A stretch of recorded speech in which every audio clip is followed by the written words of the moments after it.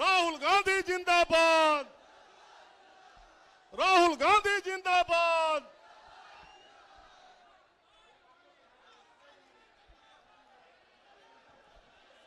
स्वागत।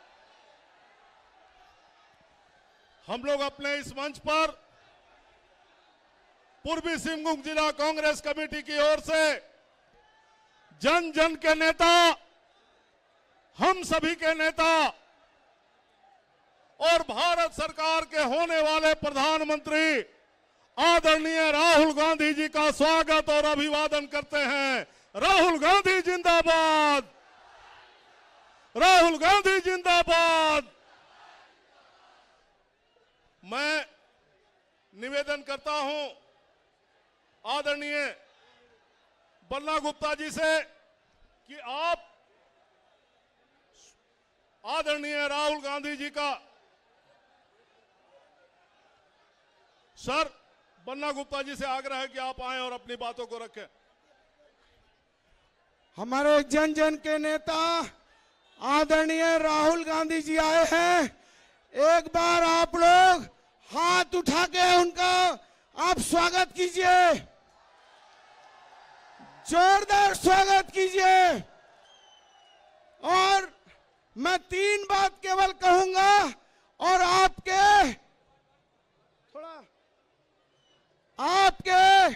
और राहुल जी के बीच में मैं बाधा नहीं बनूंगा। मैं 3 बात कहूंगा। आदरणीय राहुल जी थोड़ा जनता की तरफ, आप खाली हमारे नेता को बताइए कि मैंने आपकी सेवा की है कि नहीं की है। हाथ उठा के बताइए। आपका चुनाव चिन्ह क्या है और आप जमशेदपुर की दोनों सीट जिता रहे हैं जोरदार तरीके से। एक बार मैं नारा लगाऊंगा, आप लोग दोनों हाथ उठा के नारा लगाएंगे। राहुल गांधी जिंदाबाद, राहुल गांधी जिंदाबाद, राहुल गांधी जिंदाबाद। बहुत बहुत धन्यवाद, शुक्रिया।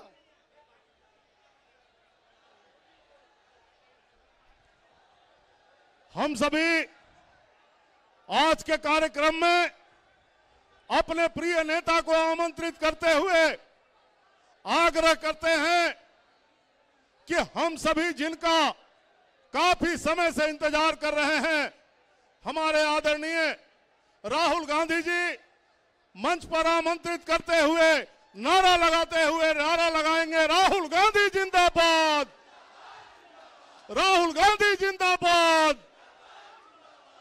धन्यवाद सर।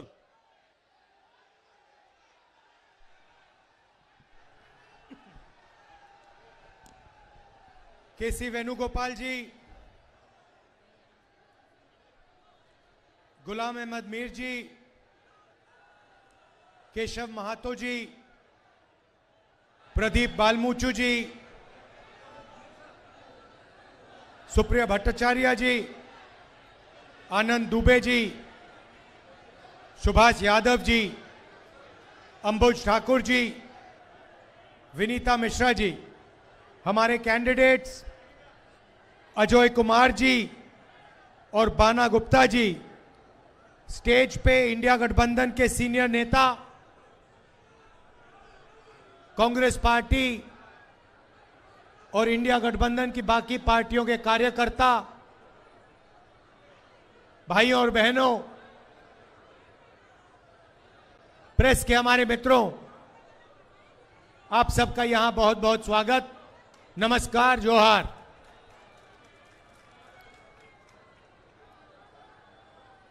मूड कैसा है आपका? अच्छा है?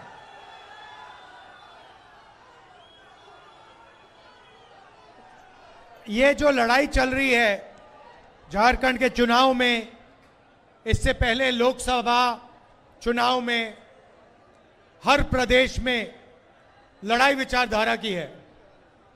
एक तरफ कांग्रेस पार्टी और इंडिया गठबंधन, दूसरी तरफ बीजेपी और आरएसएस। एक तरफ मोहब्बत, एकता, भाईचारा, इज्जत, दूसरी तरफ नफरत, हिंसा, क्रोध, अहंकार, ये लड़ाई है। हम कहते हैं कि संविधान को बचाना है। संविधान हिंदुस्तान का है। संविधान जनता की रक्षा करता है, गरीबों की रक्षा करता है। और बीजेपी चाहती है कि इस संविधान को खत्म किया जाए और जैसे पहले हुआ करता था वैसे एक बार फिर हिंदुस्तान को चलाया जाए। भाइयों और बहनों, कुछ साल पहले कन्याकुमारी से कश्मीर तक हमने यात्रा निकाली थी। हम चले थे और एक ही मैसेज था,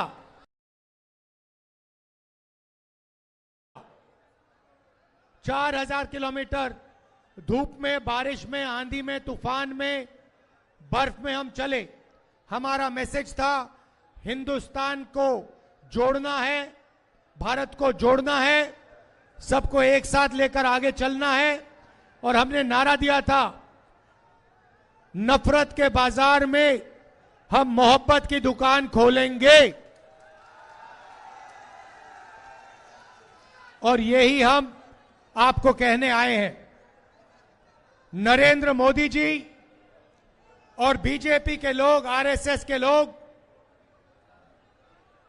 हिंदुस्तान को बांटते हैं, एक धर्म को दूसरे धर्म से लड़ाते हैं, एक जात को दूसरी जात से लड़ाते हैं, एक भाषा को दूसरी भाषा से लड़ाते हैं। कांग्रेस पार्टी हिंदुस्तान को जोड़ने का काम करती है। हम अंग्रेजों से लड़े और हमने आपको संविधान दिया। अंबेडकर जी ने, गांधी जी ने, इन सब ने आपको संविधान दिया। और आज अगर गरीबों की कोई रक्षा करता है, किसानों की कोई कुछ चीज रक्षा करती है, मजदूरों की, तो ये है हमारा संविधान। और मैं आपको मैसेज देना चाहता हूं, इस संविधान को कोई नहीं खत्म कर सकता है। इस संविधान की रक्षा हिंदुस्तान की जनता, कांग्रेस पार्टी, इंडिया गठबंधन करेगी। भाइयों और बहनों, आप जानते हो हिंदुस्तान में बेरोजगारी फैल गई है। जहां भी आप देखो, नरेंद्र मोदी जी ने और उनकी जो पॉलिसीज हैं, उन्होंने हिंदुस्तान में सबसे ज्यादा बेरोजगारी लाई है।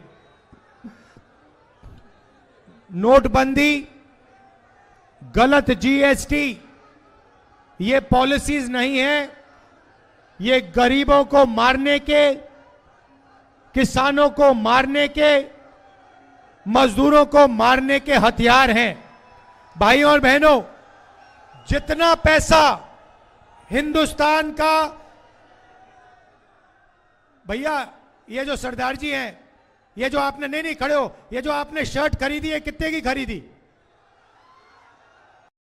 रुपए की खरीदी। आपने इसमें कितना परसेंट जीएसटी दिया? कितना परसेंट जीएसटी लगता है इस टी शर्ट पे? 18%।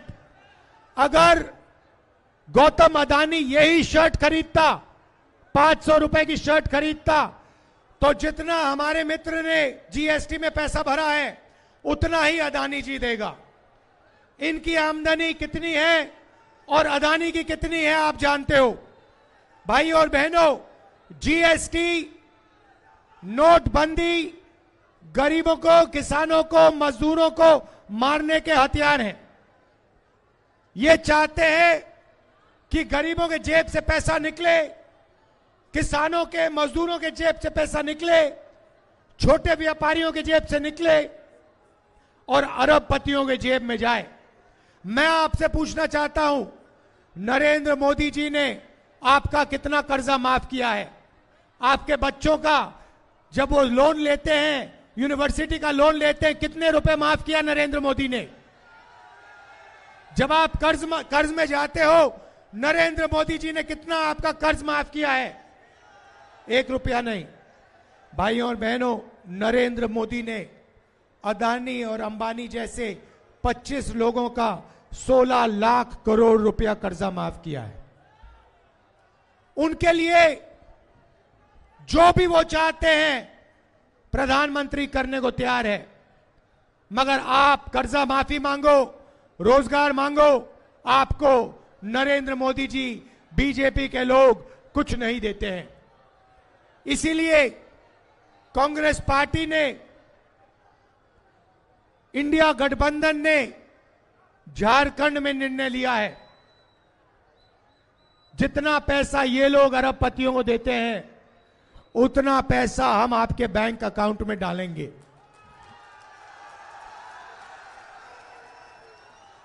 शुरुआत महंगाई की चोट हमारी महिलाओं को लगती है। पेट्रोल महंगा होता है, डीजल महंगा होता है, सब्जी अनाज महंगा होता है। सबसे ज्यादा दर्द, सबसे ज्यादा दुख हमारी महिलाओं को होता है। वो इस देश की रीढ़ की हड्डी हैं, वो इस देश के भविष्य को की देखभाल करती हैं। इसीलिए हमने सबसे बड़ा स्कीम झारखंड की महिलाओं के लिए बनाया है। भाइयों और बहनों, यहां पे जो महिलाएं आई हैं, हजारों महिलाएं यहां आई हैं, मैं आपको कहना चाहता हूं, झारखंड की महिलाओं को चुनाव जीतने के एकदम बाद इंडिया गठबंधन हर महिला को 2,500 रुपए बैंक अकाउंट में हर महीने डाल के देगा। जनवरी, फरवरी, मार्च, अप्रैल, मई, जून, जुलाई, अगस्त, सितंबर, पहली तारीख को आपके बैंक अकाउंट में खटाखट खटाखट खटाखट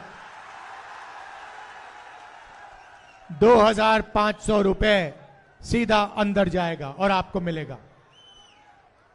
आपको राशन 7 किलो हर व्यक्ति को हर महीने राशन मिलेगा और गैस सिलेंडर 450 रुपए का होगा।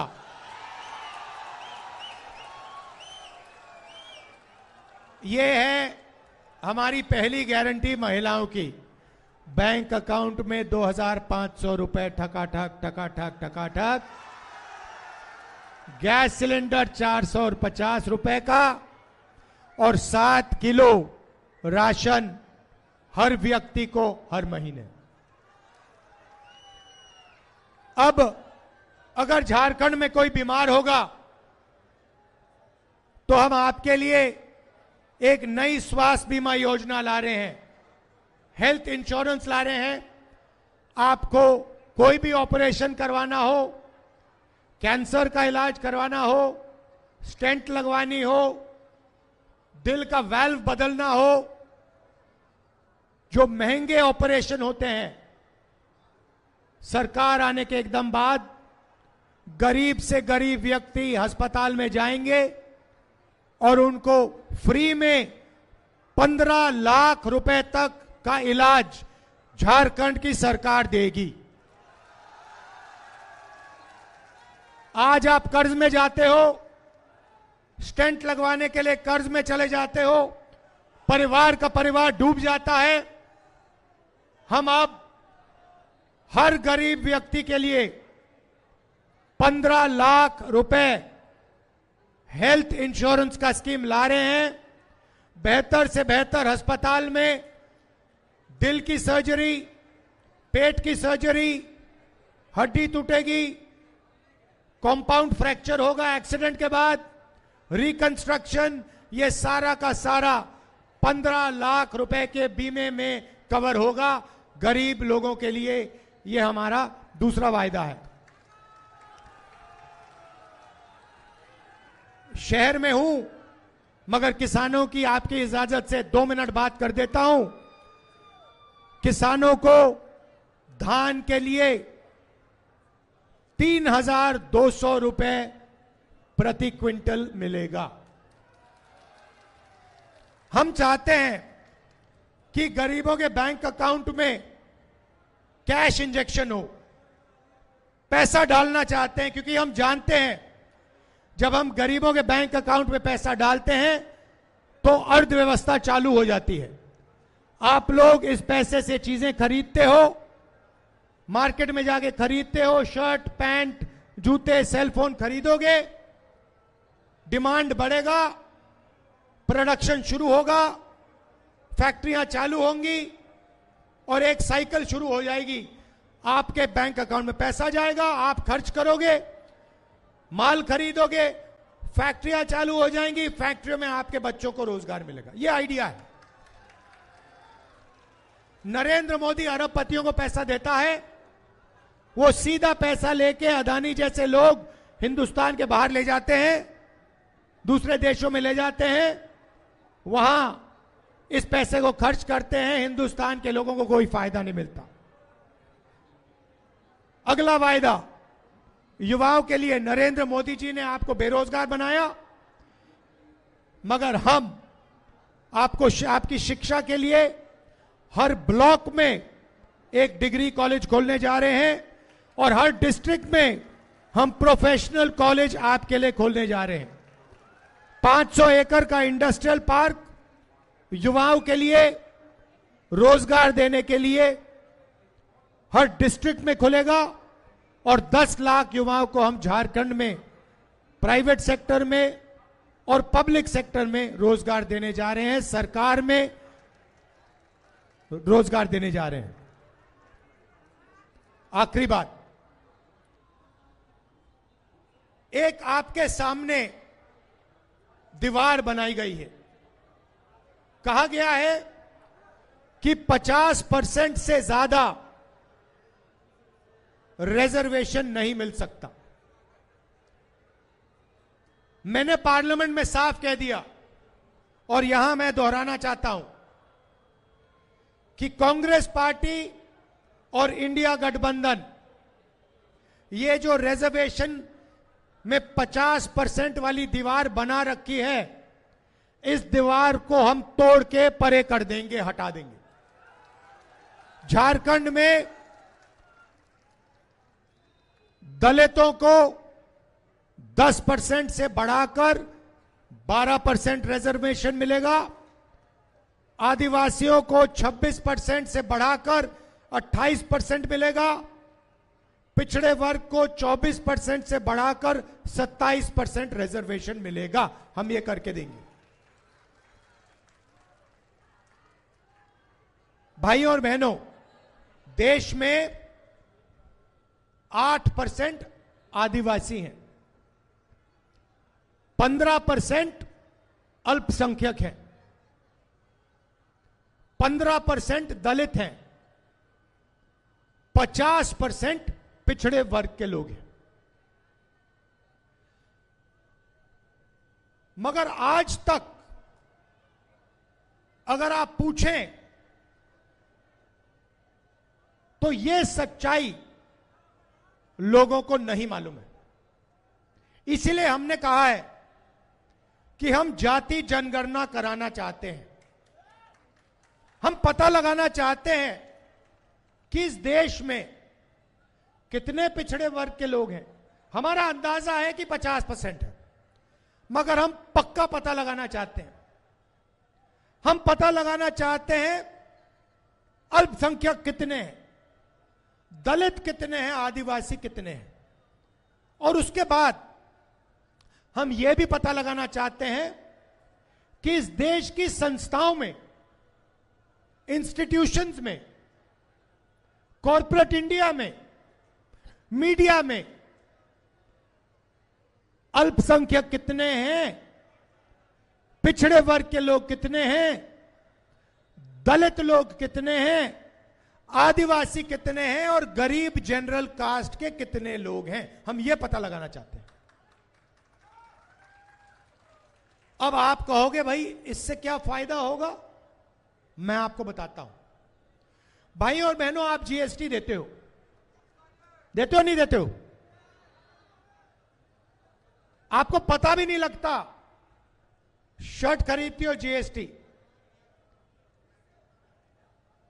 खाना खाते हो कहीं जाके जीएसटी, दुकान में चीजें खरीदते हो जीएसटी, आपके जेब से हर सेकंड जीएसटी निकलता है। जीएसटी निकलता जाता है, निकलता जाता है, निकलता जाता है। कहां जाता है वो पैसा? वो पैसा हिंदुस्तान की सरकार के पास जाता है और फिर हर साल हिंदुस्तान की सरकार निर्णय लेती है कि उस पैसे को कैसे खर्च किया जाएगा। सही बात? शिक्षा में कितना जाएगा, दलितों को कितना मिलेगा,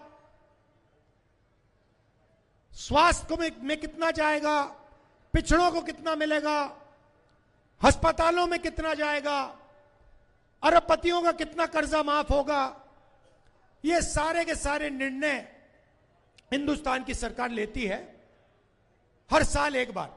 उसको हम बजट कहते हैं। आपने देखा होगा पार्लियामेंट में सूटकेस लेके, ब्रीफकेस लेके फाइनेंस मिनिस्टर आती हैं, ड्रामा होता है पूरा। देखा आपने? देखा है ना? वो देश का धन बांट रहे हैं। और आपने इस बार देखा होगा उन्होंने मक्खन बांटने के बाद वहां पे अफसरों की फोटो लगाई। देखा ना आपने? देखा ना?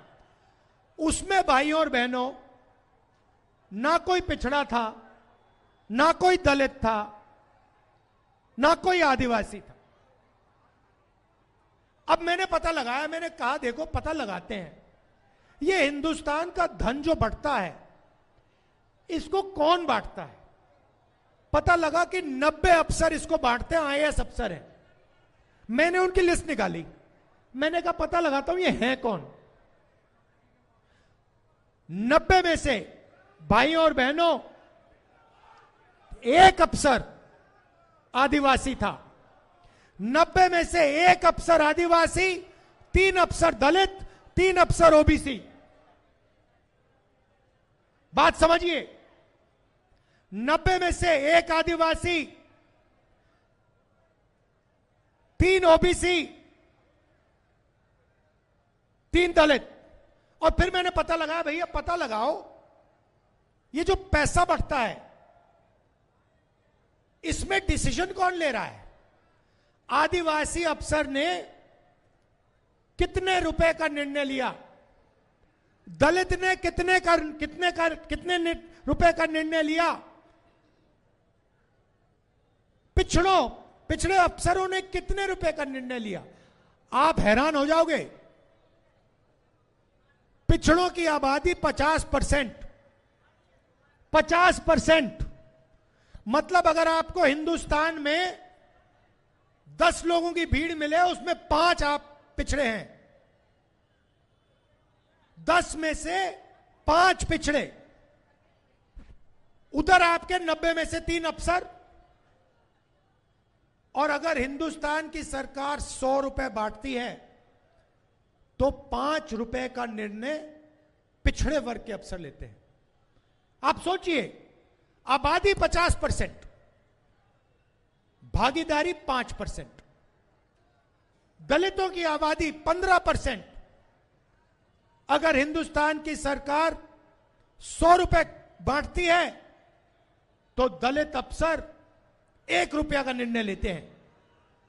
आपकी भागीदारी 100 में से 1 रुपया और आपकी आबादी 15%, आदिवासी 8% है। 100 रुपए में से 10 पैसे का निर्णय आदिवासी अफसर लेता है। यही हालत अल्पसंख्यकों की है। मतलब अगर आप 90% हिंदुस्तान को एक तरफ कर दो, इनकी इस देश में कोई भागीदारी नहीं है। आप मुझे बताओ ना, आप टीवी देखते हो, देखते हो नहीं देखते हो? देखते हो ना? आपको उसमें एंकर दिखते हैं, एंकर दिखते हैं ना, जो दिखते हैं ना, जो पत्रकार होते हैं। आपने कभी आदिवासी पत्रकार देखा है? आपने कभी पिछड़ा पत्रकार देखा है? दलित पत्रकार देखा है? अल्पसंख्यक पत्रकार देखा है? ना। 5% के बीच में बातचीत चल रही है, मगर आपको टीवी पे कभी किसान दिखा, मजदूर दिखा, छोटा व्यापारी दिखा ना? अंबानी की शादी दिखी? नाच गाना दिखा अंबानी की शादी में? तो ना आप मीडिया में हो, ना आप सरकार में हो। प्राइवेट अस्पतालों की लिस्ट निकाल दो, उनके मालिकों की लिस्ट निकालो, मुझे बता दो। ये जो हैं सारे बड़े बड़े प्राइवेट अस्पताल, इनका मालिक एक ओबीसी, एक दलित, एक आदिवासी, एक अल्पसंख्यक, मुझे दिखा दो, मान जाऊंगा मैं। Private university, private college, private अस्पताल, हिंदुस्तान की 500 सबसे बड़ी कंपनियां, उसमें मुझे 90% से एक बंदा दिखा दो, मैं मान जाऊंगा। यह मैं आपको बताने आया हूं। इस देश में आपकी भागीदारी है ही नहीं। आप सिर्फ जीएसटी देते हो, आप सिर्फ मजदूरी करते हो। ये जो इमारतें हैं, ये आपने बनाई हैं। ये जो सड़कें हैं, ये जो फ्लाईओवर हैं, ये आपने बनाए हैं। मगर ये जो मॉल आप बनाते हो, इनमें जो रेस्टोरेंट हैं, इनमें जो दुकानें हैं, आप इन दुकानों में, इन रेस्टोरेंट में अंदर ही नहीं जा सकते। आपको जूता मार के बाहर कर देंगे। यह सच्चाई है। 90% को अंदर नहीं जाने देंगे। तो मैं ये आपसे कहना चाहता था, यही है आपका रखवाला। यही हिंदुस्तान के गरीब को, कमजोर को, किसान को, मजदूर को, छोटे व्यापारी को बचा सकता है। और अब नरेंद्र मोदी, बीजेपी, आरएसएस इसको खत्म करने की कोशिश कर रहे हैं। मैं आपको बता रहा हूं, इसको हम कभी छूने नहीं देंगे। खत्म करने की बात छोड़ो, छूने नहीं देंगे।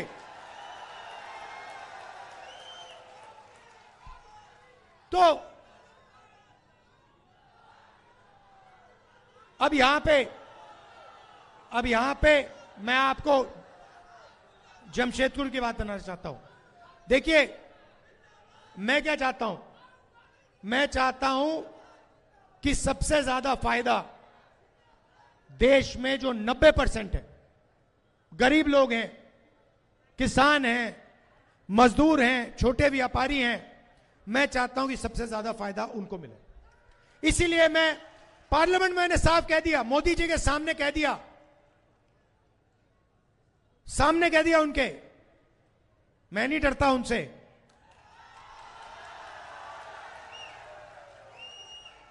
आजकल मैं नहीं डरता, बात समझ लो, मैं नहीं डरता उनसे।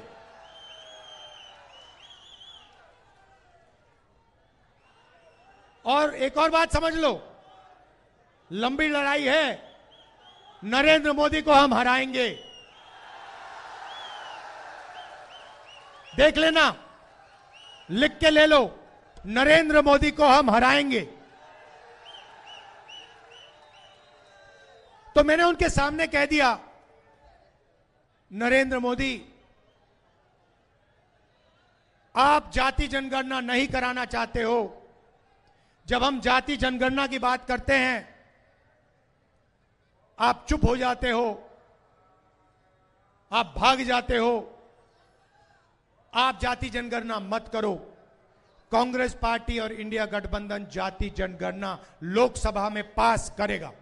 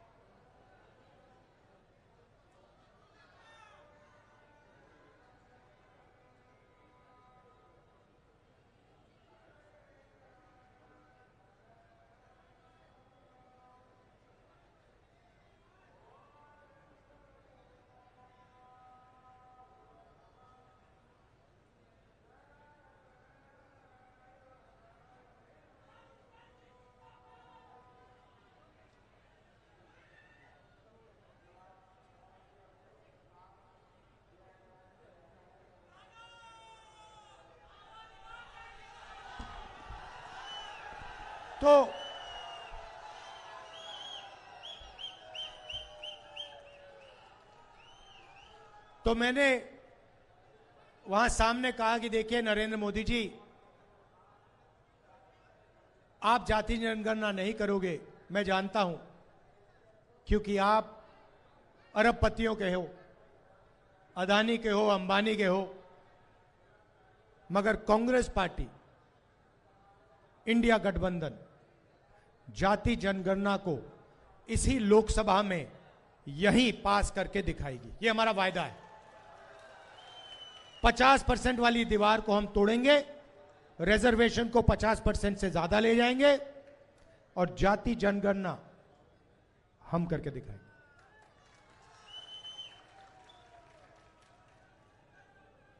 तो ये मैं आपसे कहना चाहता था। देखिए, मेन बात क्या है, ये देश सबका है, हर धर्म का है, हर जात का है, हर भाषा का है, और हम सबको एक साथ मिलकर भाईचारे के साथ, मोहब्बत के साथ इस देश को आगे ले जाना है। यही बात है। देखिए, जब नफरत फैलती है, हिंसा फैलती है, डर फैलता है, तो बेरोजगारी फैलती है, अर्थव्यवस्था ठप होती है। हम चाहते हैं कि नफरत के बाजार में मोहब्बत की दुकान खुले, और हम लगे रहेंगे 24 घंटा लगे रहेंगे हिंदुस्तान में नफरत को मिटाने के लिए। और आप जानते हो कि नफरत से नहीं काटा जा सकता है। सही बात। नफरत को सिर्फ मोहब्बत से काटा जा सकता है। इसीलिए हम नफरत को मोहब्बत से हराकर दिखाएंगे। ये लड़ाई है। एक तरफ नफरत से भरे हुए लोग हैं, डरे हुए लोग हैं, आरएसएस के लोग, बीजेपी के लोग, इनके आपने चेहरे देखे होंगे, मुस्कुराते नहीं है ये लोग। कांग्रेस का नेता होता है, मुस्कुराता है, कैसे हो भाई, कैसे हो, ठीक हो, क्या हो रहा है। बीजेपी के नेता ऐसे देखते हैं। अंदर नफरत है, अंदर डर है। तो इनके अंदर जो नफरत है, इनके अंदर जो डर है, इसी को हम मिटाने जा रहे हैं। ये लड़ाई है। और ये जो है ना, इसको बचा के रखना है। ये आप सबकी जिम्मेदारी है, हमारी जिम्मेदारी है, देश के युवाओं की जिम्मेदारी है। इसको आप भूलिए मत। अगर इस पर कोई आक्रमण करे, हिंदुस्तान की एकता पर, भाईचारे पर, तो फिर आप डट के उसके सामने खड़े हो जाइए। हम आपके साथ हैं, हम भी खड़े हैं। एक साथ मिलकर संविधान को बचाना है और इसकी रक्षा करनी है। मेरे लायक कोई भी काम हो, हमारी यहां जब सरकार बनेगी, मेरे दरवाजे आपके लिए खुले हैं, यहां और दिल्ली में, लोकसभा में। आप सबका दिल से बहुत बहुत धन्यवाद। नमस्कार, जय हिंद। राहुल गांधी जिंदाबाद।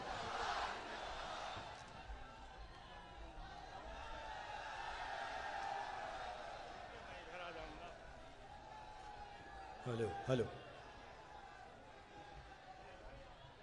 कांग्रेस की पहचान है राहुल गांधी। कांग्रेस की पहचान है राहुल गांधी। हिंदुस्तान की का जान है राहुल गांधी। अरे सितारों, तुम्हें अपनी चमक पर नाज है तो होगा, पूरे हिंदुस्तान पर चमकता है राहुल गांधी। खबर स्तंभ।